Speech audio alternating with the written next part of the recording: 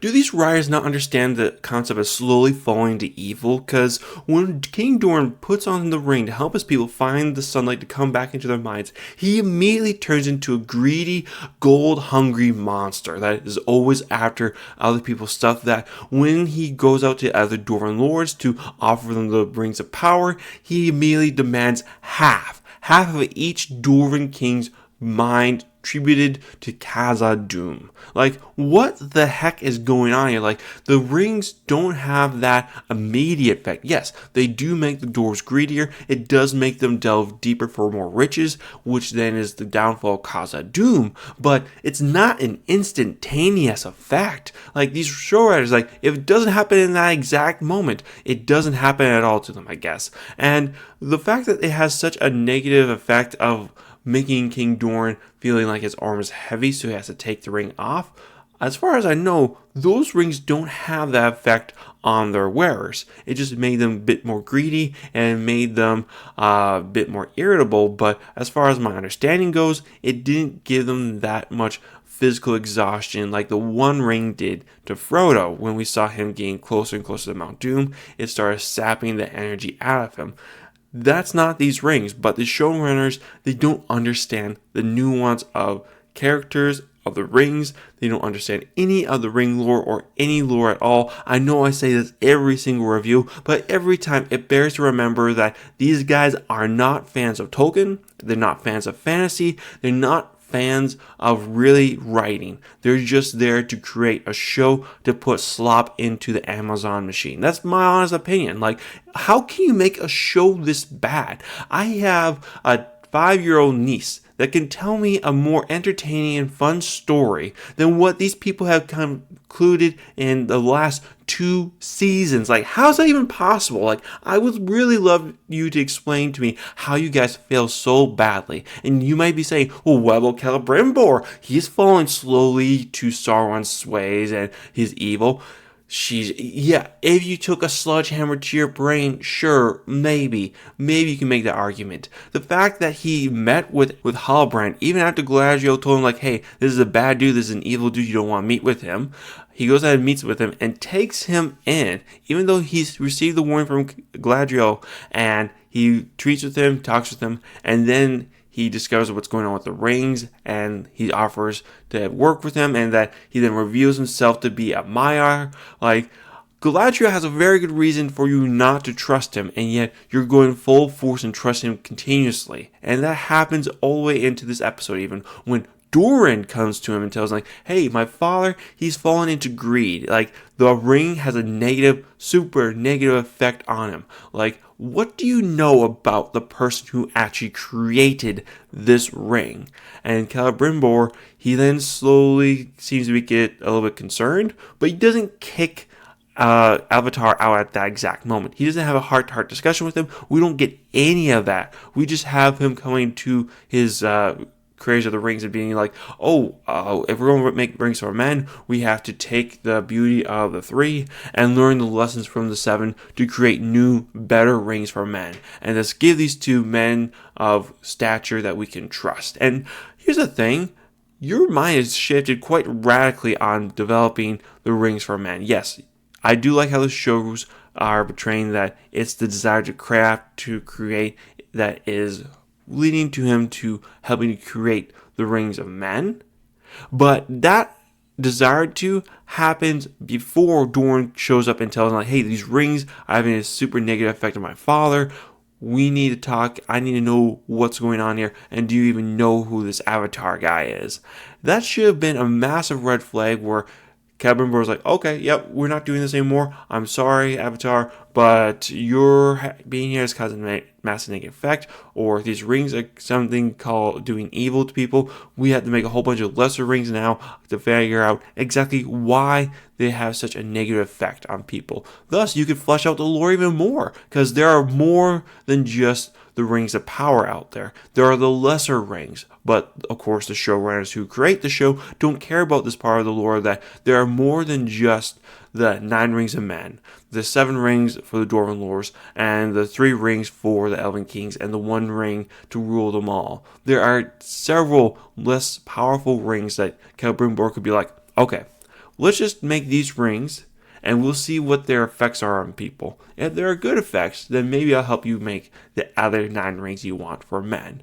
Like, what is going on here with Celebrimbor? Like, at this point, he should be like, nope, sorry, don't trust you, don't want to work with you anymore. And he has a perfect example of this happening when he first rejects Avatar, so he goes out to create the rings with the other elves.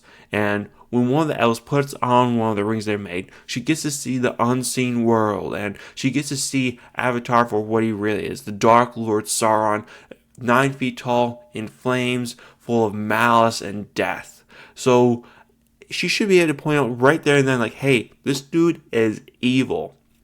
But for some reason, she can't. Like, when you enter into the world beyond the spirit world, you can still kind of see the area around you. You should still be able to see the other elves standing by you, but now you get to see Avatar for who he truly is, and you should be able to point him out easily. It's not that it's this smoky area that you cannot see anything in. You should be able to clearly point him out. Yes, it had some ghostly and weird area when Frodo put on the ring. He saw the Witch King and the other ring bearers, but still, like, you should be able to point out who Sauron is right there and then, and tell Celebrimbor, who should then be like, oh, he's evil, we cannot trust him, sorry, no, you're out, we're done.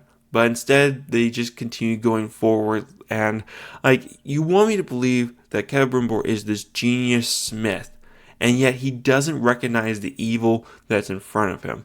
Like, he already created the 7 rings for the dwarves. He already created the 3 rings for the elves. Like, why does he want to make more rings for men, even though he clearly has stated that men are easily corruptible, that he doesn't believe they deserve them, that he doesn't want to make them for him? Like, he has every reason not to, and now you learn that this figure in front of you is a dark, evil figure. Yes, they don't point him out exactly because the showrunners are being showrunners, but Celebrimbor should be putting 2 and 2 together that there's a dark, menacing figure here that's been here since we began this project. I wonder if that is having any massive negative effect on these rings that we make. And yes, towards the end of the episode, we see Celebrimbor starting to breaking down, but I'm sorry, I find it very hard to feel any compassion towards him when he could just said, out, Avatar, leave. We're done working with each other. Thank you for the service you provide for me, but this is the end of our partnership. You will now leave Eregion, and we will continue our business as usual with our other crafting abilities here. Thank you, but goodbye. Like, that's all he has to do, but instead he just continues making rings for some reason with Sauron, even though he has no real reason to continue on with the project. And unfortunately, he's not the only dumb elf here, because Elrond, he makes it back to King Gil-galad, tells him, hey, there's an orc army heading for Eregion to Celebrimbor City. We should probably send our armies over there to stop them. But the king's like, no, I fear this may be a ploy by Sauron and Adar. We cannot take on both of them at the same time. Like, hold on. Adar is the one with the army. All you need to do is put your army against him. Do you have the numbers or do you not have the numbers? Like, they never specify what their forces are at this moment. Supposedly, this is still at the height of the elves. This is towards the end of the First Age. Oh, I shouldn't say towards. It's been 1,000 years since the end of the First Age. But still, the elves should be pretty powerful at this point as a military force. So unless Mordor has a monstrous host, which we don't even know, you never given us specific numbers. Of course, if you give us numbers, then you have to be specific. You have to then show logistics. And we don't want to get into specifics like that. That would just hamper our storytelling abilities. Sure. Whatever. Now, with that said, they decide that they're going to try to find some allies, I guess, because they can't take on both of those armies. So I guess that's implying that they're going to make a deal with the Númenóreans to bring them into this fight, to have them help take on the orc army that's now going to be besieging Eregion, which has happened in lore. If you go back to the previous episode, we do mention how the elves and the Kingdom of Gondor came together to face on the Witch King of Angmar. So it's not unthinkable for the elves and humans to work together before the last alliance, but still, like, why do you need allies at this point? Unless you're going to give us specifics on the army size and go and tell us, like, we only have 20,000 elves. They have 50,000 elves, Aragorn, or Elrond. We need to get the Numenorians. Like, then I'll be like, okay, I can see your point there. But we don't have any of that information. It's just for some reason you need allies to take them down. Why? But regardless, we then move over to the Numenorians, who we now get to see the fallout of the Dar betraying Elendil for some reason. The Dar that doesn't even exist in lore, but the showrunners created just for the show. And she's a pretty bad character, in my opinion. Like, if she was smart at all, she'd been like, okay, I'm going to help you become king, but I want my father to retain his position along with the rest of the Sea Guard. They are not to blame for the queen, okay? They are just loyal soldiers of Numenor, so leave them be. But she couldn't even negotiate something as simple as that, because she looks at her father so proudly, so happy, when she states that I am the reason why you are now going to be stripped of all your ranks and files and now going to become a normal citizen of Numenor.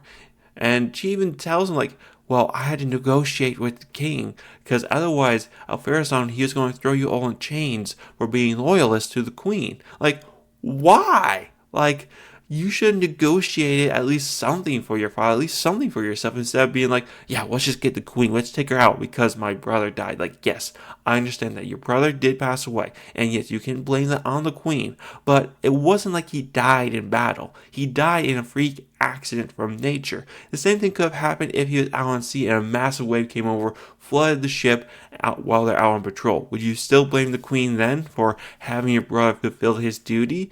Like, the whole reasoning why she's betrayed the queen and her father is very flimsy, and I don't even dislike her. I dislike the writers for writing her so poorly. Like, if she had always despised her father secretly and revealed, like, it was always her dream to get back at him for something that she did, or that she blames him completely for the death of her brother, okay, maybe. But the fact that she didn't negotiate at all for the sake of her father, that she's just throwing him under the bus here, and yet she still cares for him. I'm sorry. If you really care for your father, you have tried to help protect him. You have done something for him besides just be like, yeah, I'm going to just feed you to the wolves, and now my political position is higher. And her father even warns her, like, I wish you good luck, my daughter, because the way you're going right now, you might just sink to the bottom of the ocean. So, and that's probably what we're going to see. If the series continues to the end and we see the fall of Numenor, she's probably going to be one of the Numenorians that are stuck on the island, grasping her gold or her crown as the whole sea gets buried under the waves, as what happens to Atlantis. So that's probably going to be her fate, is my guess. Now, unfortunately, we don't stop this part here in the episode 4. We then move on to Alpharazon and his son, and Alpharazon, he wins the crown for the worst dad in history, because as him and his son are having a father-son moment, and it's being revealed to us that Alpharazon, he doesn't just want to be king of Numenor anymore, hinting at he's probably going to send out his forces to Valinor to try to take over that, thus causing the flooding of Numenor. That was literally the last straw, is when they tried to invade Valinor and take that over. That was the end of him. So we're getting some hints there right now. But what he says to his son is that, you know, your mother on your night you were born told me a prophecy of doom for you, son. And so I was like, oh, what is it? Tell me, Father. I would like to know what this prophecy is that my mother told you. Now that you think that I'm a man and I'm grown up enough to hear it, I would love to listen to hear what you gotta say. But instead of telling his son what his mother says, he's like, well, first you must prove to me that you are worthy to hear this and that you are still some use to me. Otherwise, I will not tell you what she said. So the son goes off and goes and listens to his father, like, what the heck? What kind of reasoning is that? Like, you could just say, it's a dark and painful prophecy, son. Prove to me that you are a man, and I will tell you the secret of what your mother told to me. And even then, I'm just like, just tell the kid. Like, why are you still hiding this from him? Like, you felt strong enough that this is something he should know about, just reveal it right there and then and let the son deal with the destiny. The thing with prophecies, though, they tend to be self-fulfilling. So, and we kind of almost get that situation here in this episode. So I kind of give the writers a little bit of respect for that, even though I'm willing to bet it was completely unintentional. And the situation I'm talking about is when Alpharasan's son goes down to the Shrine of the Faithful, where we have Elendil and Liad. I forget his name. I'm going to put it up here. Both worshipping the Valar and Iluvatar. I presume that's what the shrine is to. And he comes in and tells them, like, yep, we're tearing down the shrine because we got to put up an aqueduct. And, fine, but why are you building the aqueduct over a shrine? Like, you couldn't put it anywhere else. Of course, this is probably just a pretense just so they can get rid of the Shrine of the Faithful, just to kick them off Numenor and be like, you guys were loyalists, so we don't longer want you here. So fine, I can understand that. But the dude is just complete dick. Like, one of the guys that was there that served at the shrine, he wanted a statue. Instead, Alpharasan's son, he picks it up and just destroys it right in front of him, and angering Elendil's Sergeant Lindy, who then starts having a fight with him for some reason. Like, why? Why would you have a fight with him at this point? He destroyed a statue, he's kicking you out, he has the power, and you're starting to fight with him. Why?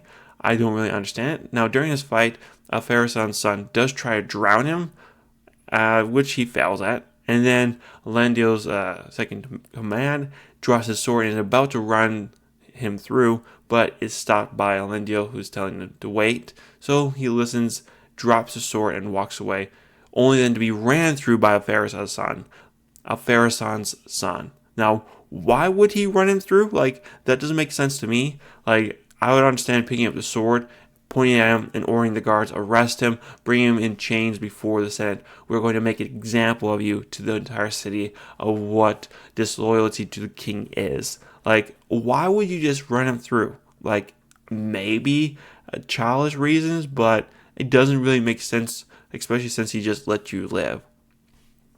But that's what he decides. So once he runs him through, he then takes a sword, bathes it in the water of the shrine. Like, damn, dude, that is some massive disrespect right there. And then walks away. And that's pretty much how we end this episode, with Elendil with the dead sergeant or dead lieutenant in his arms. Also, I should mention real quick that that's not necessarily the last thing in this episode. The very last part is Galadriel being taken to the orc camp, where she then makes it Adar, who then wants to make an ally out of Galadriel for some reason. Now, Galadriel, if there's Galadriel from the actual proper lore, from the books, would never make an ally with the orcs.